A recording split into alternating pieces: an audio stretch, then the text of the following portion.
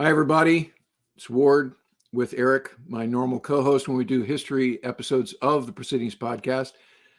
So, Eric, 100 years of aircraft carriers with the U.S. Navy. Quite a milestone. The celebrations have begun in earnest.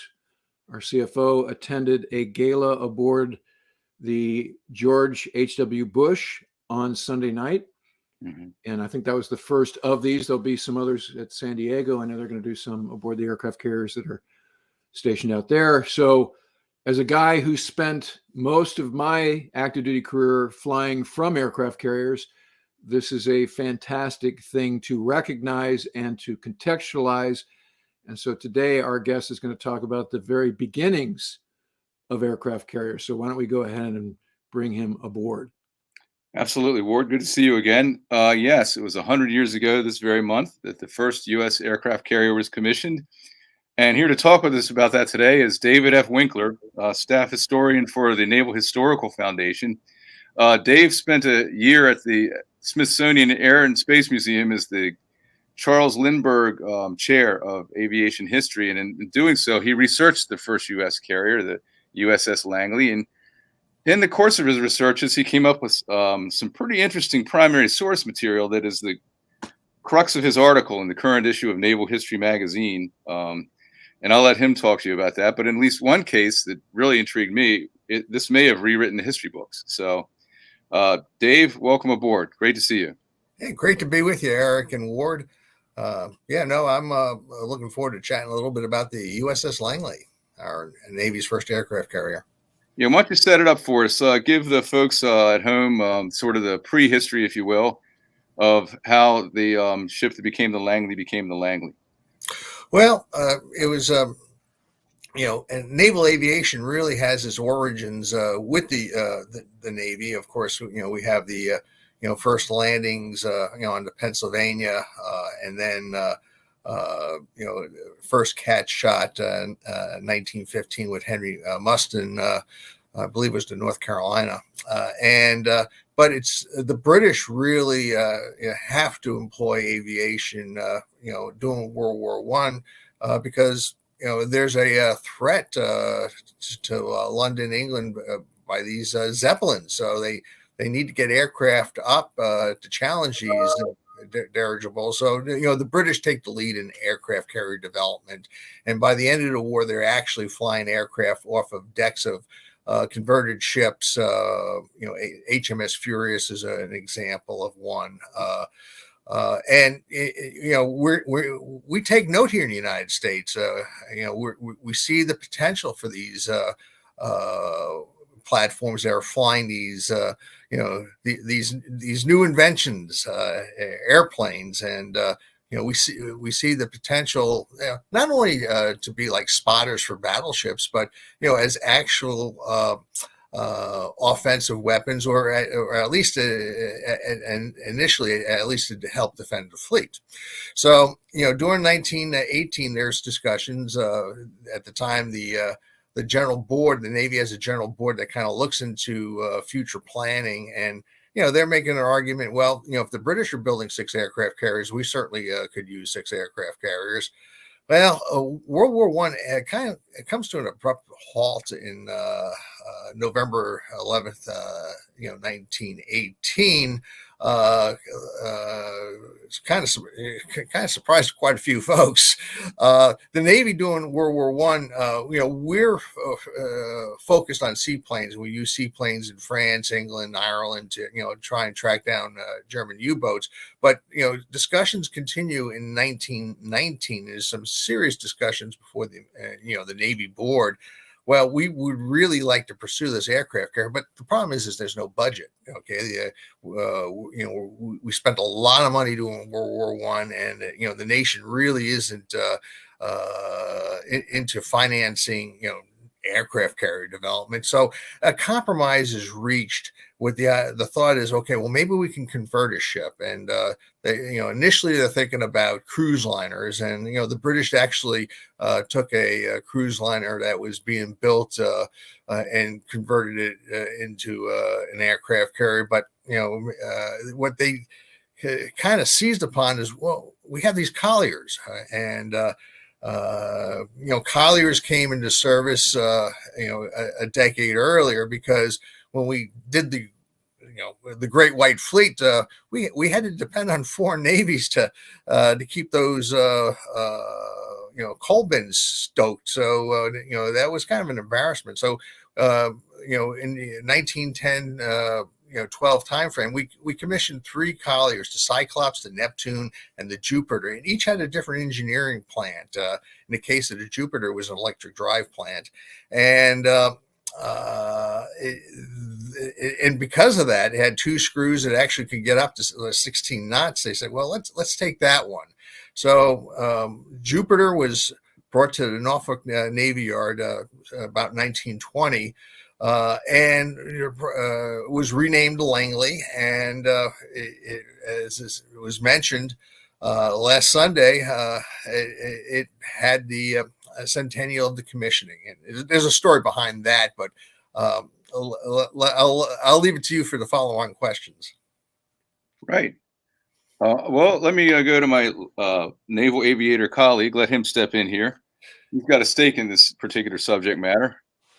So, Dave, you said first we're thinking of this as a sort of patrol plane opportunity, but also with an eye on, let's just call it power projection.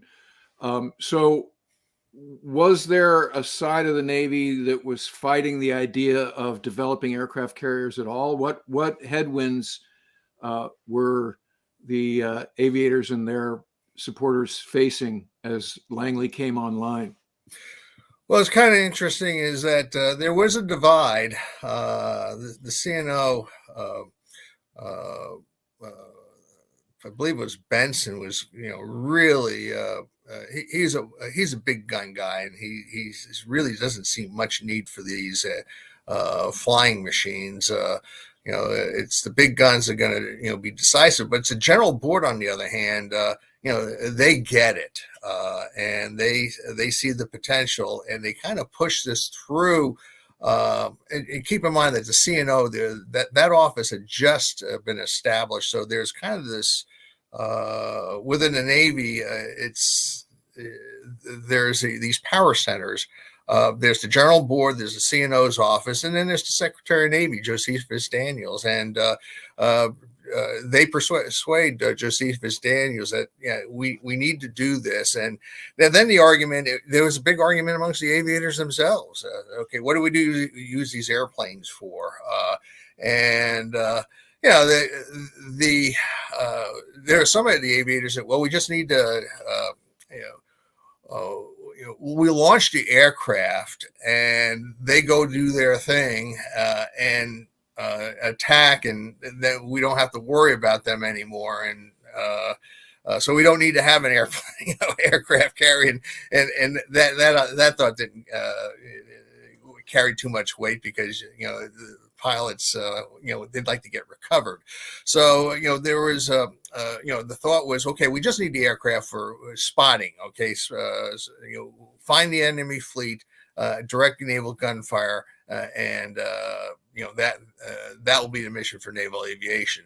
And then but there were others, such as Kenneth Whiting, for example, who saw the potential right away. Let's get these things out, arm them with torpedoes, and they can be an offensive weapon in themselves. So that's where the friction was. And the question was, okay, capability. Can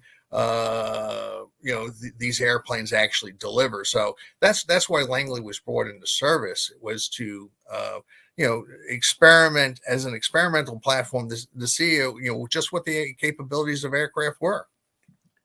So you mentioned the North Carolina in the first cat shot, and just so the audience understands that we're talking about carrier aviation or aircraft or operating at sea.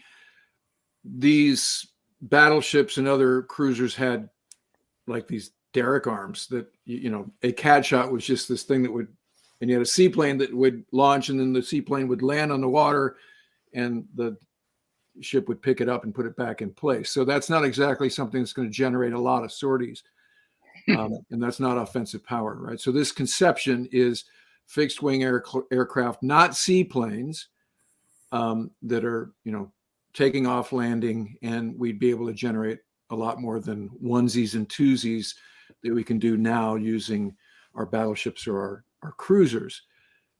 So what were some of the sticky points in the early days of just doing basic carrier operations? And I'll put up a picture that shows, just how, hairy it was in terms of, these guys are operating. There's no CV NATOPS. There's no rules yet, so these brave pilots are kind of inventing it on their own. And if you watch some of the early footage, it has its hairy moments. So what were some of the things that they discovered right off the bat? Well, one of the things in that last picture, if you look at it real close, you can see, crossed between the wheels, that axle there's these little hooks, okay? And those hooks are designed to catch these fore and aft wires.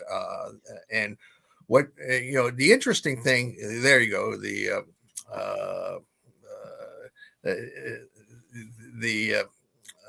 Fiddle bridge, right? Yeah, the fiddle bridges.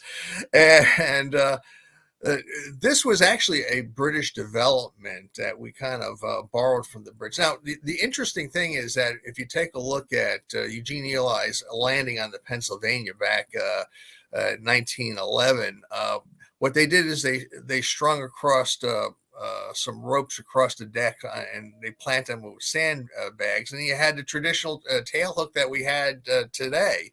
And eventually we go back to that. What they decided, though, with this fore and aft system that we borrowed from the Brits and tweaked, is that this would keep the airplane from perhaps sliding off to the port or starboard side of the ship, and the pilots kind of like that security. And we would have this fore and aft system in place for about 7 or 8 years until we got very confident that just the cross cable system that we use today is enough to trap and secure the airplane. But this whole cross cable system had to be tested out first. And you had this Lieutenant Mel Pride, who was in, I guess one of your first aviation engineering duty officers. They set up this big apparatus on a railroad turntable down in Hampton Roads, so that you could turn the landing deck to face the wind, depending on the weather conditions. And he tested the distances between the wires until he finally became satisfied that you can trap, and it's literally trapping an aircraft on the back of a flight deck. And then they installed this system on the Langley. So yeah, that was one of the biggest things they had to develop. Of course, the other thing is the United States was unique. We had an edge over Great Britain during World War I. The Brits didn't have a catapult technology. That's something that we developed, and we employed a catapult on board Langley. They call it Little David, and that was helpful in launching some of the bigger aircraft, like a seaplane, and actually would mount it on like a truck, and that catapult would carry the truck, and then the seaplane would go off. But for the most part, you go into a headwind, these light aircraft, they really didn't need to have a catapult during those early days. Let's bring it around to your specific article, Dave. It's in the current issue of Naval History, which I encourage everyone to read, and it's available at the newsstand today. There you go.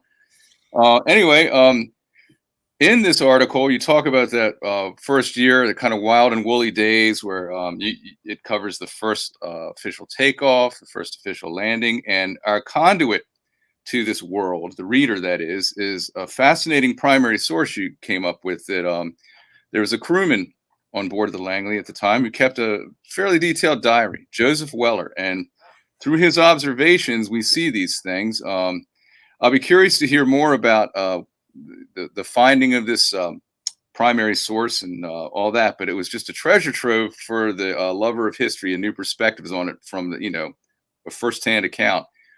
One of those is the Lieutenant Virgil Squash Griffin, his first official takeoff from an aircraft carrier, the first official U.S. takeoff from an aircraft carrier. History records it as 17 October 1922, but as we find out from your firsthand eyewitness to history, that might not be right. Why don't you tell us about that?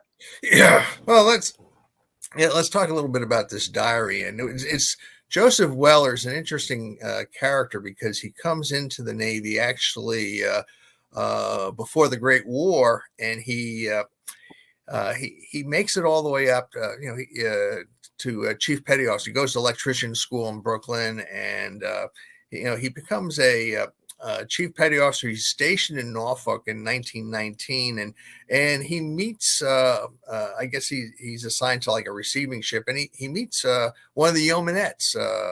The Navy is the first service to recruit women. Well, they have a relationship, and a child comes from that. And after the war, he decides to get out.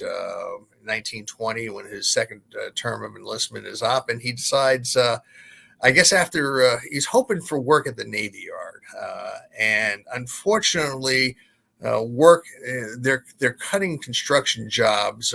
We have the Naval Treaty of Washington Naval Arms Treaty of 1921-22, and that really cuts off construction work at the Navy Yard. So what he decides to do is re-enlist in the Navy, and unfortunately he can't get his old chief petty officer job back. So he's brought in as a blacksmith, and he's happy. I think he comes in as a second-class petty officer and is assigned to the Langley just as the Langley is undergoing sea trials in September of 1922. So he's on aboard, and he's a very technical mind, and he's observing the sea trials. They assign him to be the gyroscope operator, and he knows nothing about gyroscopes. He's just praying that the thing works.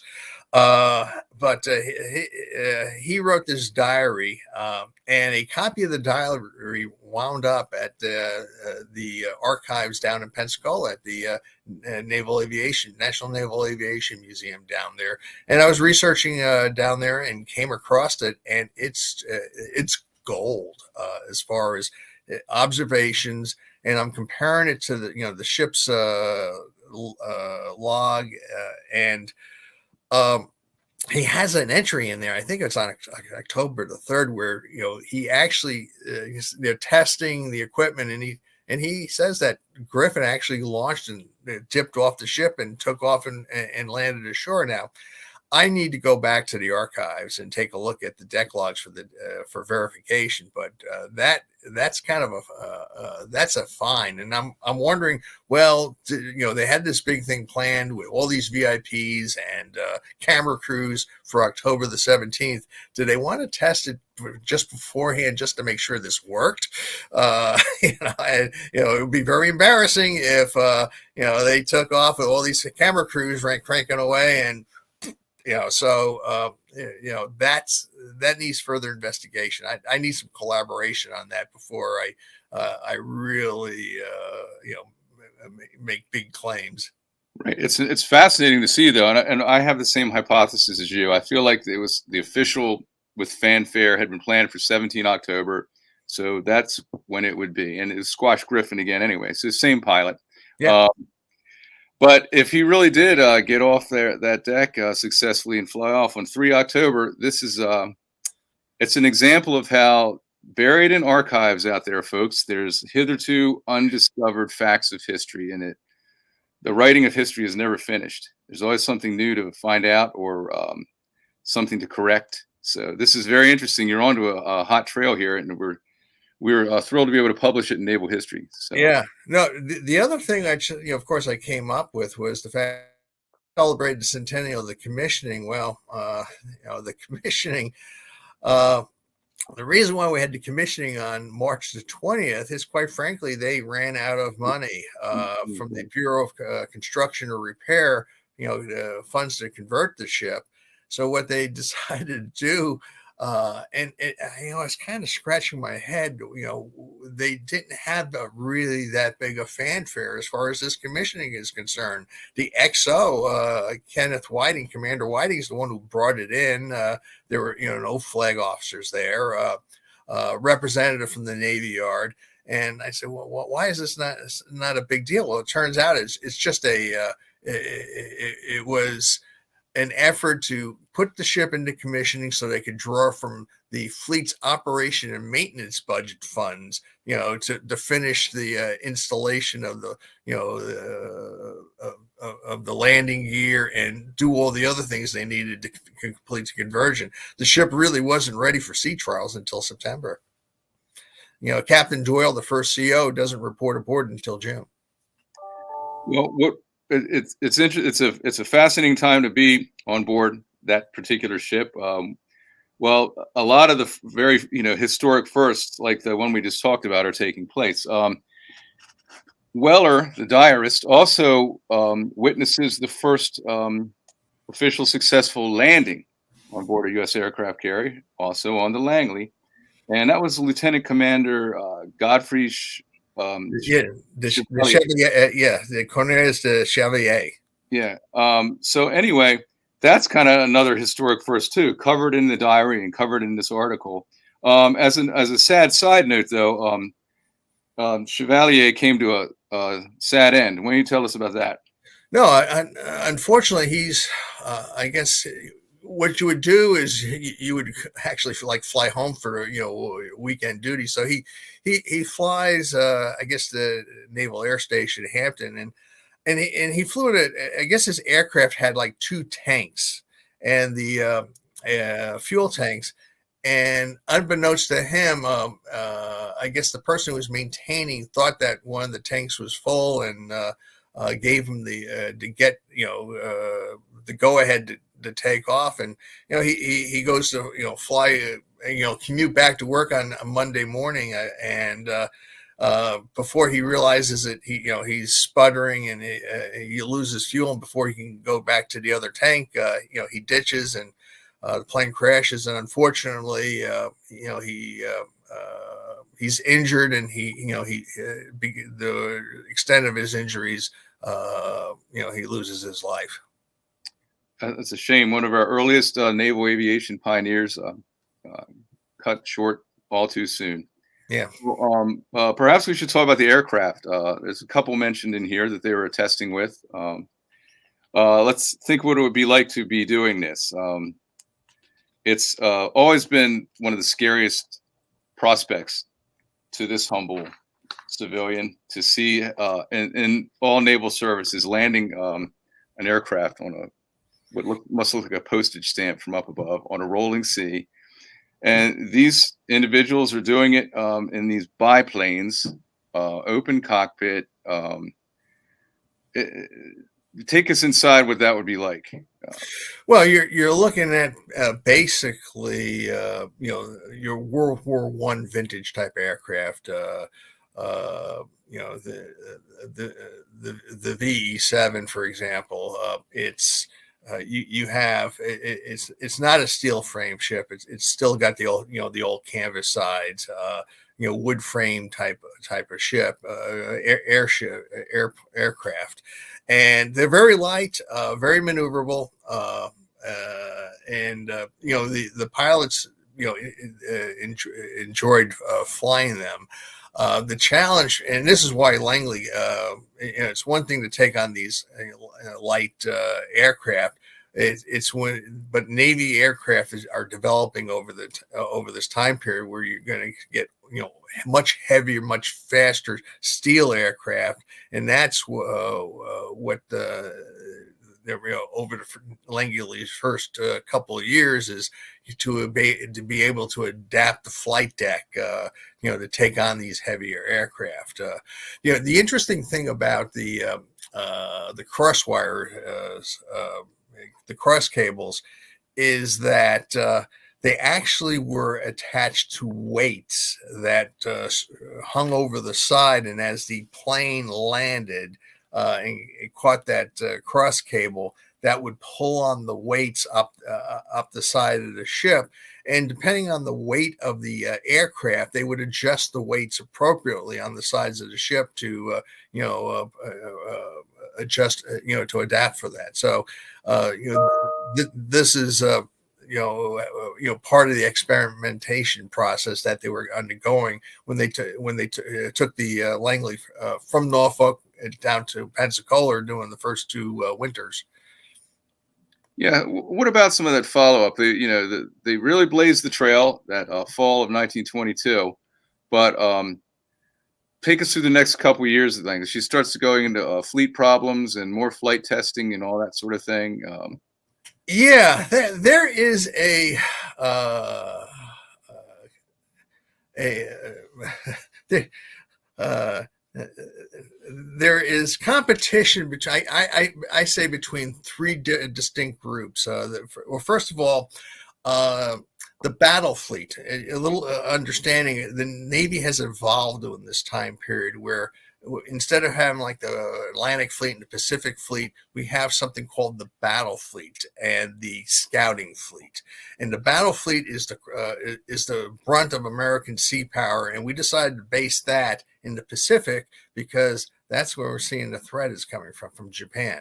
The scouting fleet is your cruisers, your older battleships. That's based in the Atlantic Fleet, and what they would do every year is they would kind of bring the two fleets together for what would be called the fleet problem battle exercise, and so the battle fleet out on the West Coast, there's an aviation arm there, and the commander of the battle fleet aircraft squadrons, battle fleet. He wants Langley there because right now he has a small aircraft tender. He wants to have a flagship, and Langley is an impressive ship for a flagship. So you got that pressure. Then you have Whiting and who's on board the Langley, and he's a strong proponent. We need this ship as an experimental platform. And let's not worry about getting involved in a fleet. Let's just see what we can do as far as preparing landing gear and getting the types of aircraft we need ready to go to fleet. Because the real ships that we're looking forward to is the Lexington and Saratoga that are being converted from battle cruisers thanks to that Washington Naval Arms Conference. Then you have Rear Admiral Moffett, the chief of naval aviation, and he is trying to sell Congress that we keep funding money for the Lexington and the Saratoga, and there's concerns because you have this fellow in the Army, General Billy Mitchell, who's arguing that, well, we need to consolidate all of our air assets into an air force. And, he's arguing that you need to take the Navy and Army and put it together into this new force. Well, Rear Admiral Moffett is, fighting that. And what he does in 1923 is he calls Langley up from Pensacola, and he sends the Langley to Washington, D.C. to participate in the Shriners Convention. The Langley comes up and it's not so much to impress all these Shriners who are coming around the country, it's to impress the Shriner in chief, who is President Harding. And President Harding is very impressed. They actually do aerial demonstrations in the Potomac off Haines Point. And the Navy gets such good PR off of this that Moffett then sends Langley up to New York, to Newport, to Boston, up to Portland, spends the whole autumn of 1923, doing these flight demonstrations. And you got to remember, back in the 20s, air shows were big, and thousands of people would line the shoreline to watch, planes take off and land. So, there's a beautiful shot of Langley off Haines Point in Washington, D.C. So Langley's tour of the Northeast really sold naval aviation and secured the funding for, to continue the conversion of Lexington and Saratoga. And then finally, well, in 1924, Langley does participate in I think it's the Second Fleet problem down in Panama and off of Puerto Rico. And finally, then in November of 1924, arrives in San Diego, where it's going to be home ported for the most part for the next 15 years. And in World War II, why don't we tell folks about its eventual fate? Yes, so Langley's going to serve as the Navy's primary aircraft carrier until a key person we have to mention is Joseph Mason Reeves, who takes over as the Commander Air Squadron's Battle Fleet 1926 time frame, and he's all in on making Langley an operational carrier. To the tune that whereas Langley was designed really to fly maybe a dozen or so aircraft, he manages to cram 42 aircraft. And on the flight deck, he's actually up there spotting them. And this is important because we learn how to cram aircraft on aircraft carriers. And this, for example, at the Battle of Midway, because we had our 3 aircraft carriers there, because they're so tightly packed, almost matches the number of aircraft the Japanese have on 4 aircraft carriers. So, this idea of being able to then send off airplanes like one every 7 seconds, and that's when you're making a difference. You're becoming aviation's becoming an offensive weapon, something that 1929, Langley stages a surprise attack on Pearl Harbor. Okay, and that's going to happen again in another 12 years. So Langley plays this key role in developing offensive aviation in the fleet. Lexington and Saratoga come online to take that football and run with it, but Langley continues on, being the only carrier capable of maneuvering San Diego's shallow harbors. It becomes, and North Island being there, it becomes the qual carrier for a generation of naval aviators who will make a key difference in World War II. Finally, in 1934, Ranger comes online, and after 1936, the decision is to convert Langley into an aircraft tender. We have the Catalinas coming online, and so they peel off the first third of the flight deck, install some big cranes because Catalinas are big aircraft, and Langley participates in a couple of fleet problems in the Atlantic, goes to the New York World's Fair in 1939, comes around, and with the is sent out to Pearl Harbor as a precaution against the Japanese. When the Germans attacked Poland in September 1939, Langley is forward deployed to Manila, and it supports Air Wing 10, which is Catalinas, and is there on December the 8th, on the other side of the date line when Pearl Harbor's attacked, manages to escape from Manila with some oilers, makes its way down to Australia, gets out of Darwin before Darwin's attacked, and then on Java is, the Netherlands East Indies is being threatened, and the Dutch colonial government's, asking for air support. The decision is made to use Langley to transport Army P-40s, and unfortunately, before Langley could get to Java, it's spotted on the morning of February the 27th by Japanese, land-based naval aviation, and is bombed, and they have to abandon ship, and eventually. It's scuttled, and most of the crew get off, but unfortunately, the ship that's taken them to safety, the Pecos, is then taken out, and so there's a lot heavier loss of life there. So, and so Langley's still in existence today. You just have to go down and find it. Yeah, there are a lot of museum ships if you can put on the scuba gear, for sure. Yes.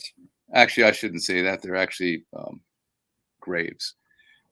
Anyway, yeah. So that she came to her end into the Java Sea, but she will always have been the first. And Ward, why don't you? I was curious to ask you, though you're not the guest. What it would have been like to fly some of those early aircraft and land on something like the Langley? Yeah. So, I think we undersell the pioneers that Davis talked about here.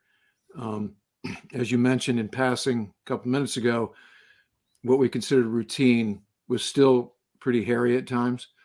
I flew from 83 to 98 on 5 different aircraft carriers and 4 different fighter squadrons. And, night ops were never routine. Night ops in rough seas like the North Atlantic were absolutely the scariest flying I've ever done, even when flying over, hostile lands. Just trying to get the airplane back aboard was the hairiest part of the evolution. So when you look at the images that we showed previous and you imagine these aviators with no playbook, no procedural idea, and as Dave pointed out, the little hooks between the wheels, and what do we call that device that they were? Bridge. The fiddle bridges. The fiddle bridge. Like Even bridge. that sounds like something you'd find at a flea market. It doesn't sound like a rigorous piece of gear to stop an airplane that's traveling at 60 knots, however fast those things came aboard. So I this is why we want to remember this period as we're talking about bringing Ford class aboard and the other things that are happening now. The U.S. needs to be proud of our carrier aviation heritage. When I hear the Soviets or the Russians or the Chinese or the Indians are getting a conventional carrier, I'm kind of like, good luck with that, fellas. It's not as easy as we make it look. And I'm reminded of this time back in 1995 when the Kuznetsov was brand new on its first deployment to the Mediterranean, and it broke off the coast of Tunisia. I was aboard as a department head in VF 102 with Air Wing 1. We were aboard the USS America, which was about our oldest aircraft carrier, conventional carrier, and was about to be retired once this deployment was over. And we were fighting the Great Bosnian War at that time, trying to get the Serbs out of Sarajevo to break the siege of Sarajevo, which we managed to do. But during the pause in the action, we hosted the crew of Kuznetsov, starting with their fleet admiral on down, including a MiG test pilot who we flew in the back of a VF-102 Tomcat. And so our, what we used to call a battle group commander, now a strike group commander, Admiral Bill Cross, who was a Tomcat guy, did a uniquely type A American thing. So off of our oldest, or among our oldest aircraft carriers, we launched in a single event, we launched 50 airplanes. They had one airplane on the flight deck, a navalized Su-27 that was grounded, and their carrier couldn't even make water, stuck, anchored off the coast of Tunisia. And we launch 50 airplanes in about 45 minutes, fly around for an hour, and then recover 50 airplanes. Ta-da, right? And look at these guys, and they're like, oh my God, what have we gotten ourselves into? Right. So the deterrent factor of doing something like that lives till today. All these guys have either passed on or retired, long since retired. But the pass down is certainly like, carrier aviation, American carrier aviation is a unique capability. And we can do a lot of in-house fretting about Ford and F-35C and so forth and so on. And this is what the Independent Forum is for. But at the end of all of that, we have to realize, and that's why naval history perspective like what we are doing here is important, to remember where we started and what capability that has been yielded as a function of these efforts. And obviously, I take great pride in having participated for some years in carrier aviation. And so, Eric, I salute you for getting talented folks like Dave to be in the pages of Naval History Magazine on this very important topic. Dave, I salute you for this fantastic article. So thank you for that. And thank you for joining us on the Proceedings podcast today. The name of the article is Witness to Naval Aviation History, and our guest has been David F. Winkler. Dave, thank you so much. Fascinating stuff. Thanks for having me. Our pleasure. All right, that'll do it for this episode of the Proceedings podcast. As always, this and every episode is brought to you by the members of the Naval Institute. For more on that, go to usni.org/join. Again, that's usni.org/join to help the effort. Every member is cherished and desired. So this forum exists because of our members. Eric, always a pleasure. This was a great episode. So thanks for everything you're doing there. And I look forward to doing another one very soon. Likewise, Ward. Take care. So remember, victory begins at the Naval Institute. We'll talk to you guys again soon.